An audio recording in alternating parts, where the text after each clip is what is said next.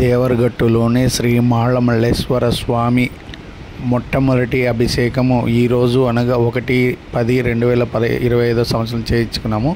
ఇది మాళమల్లేశ్వర స్వామి యొక్క పల్లెకి ముందర ఉండే గుర్రము. తర్వాత ఇక్కడ దర్శనం చేసుకొని మనము ఈ యొక్క మాళమల్లేశ్వర స్వామి ద్వారం ఇది ఇక్కడ ఎంట్రన్స్ అన్నమాట. కొండ మీద మొత్తం 364 మెట్లు ఉన్నాయి. పైనుంచి మనకి ఇప్పుడు కొన్ని దృశ్యాలు చూపిస్తాను. ఇక్కడ మనకు కనిపిస్తున్నది కొండమించు దృశ్యాలు.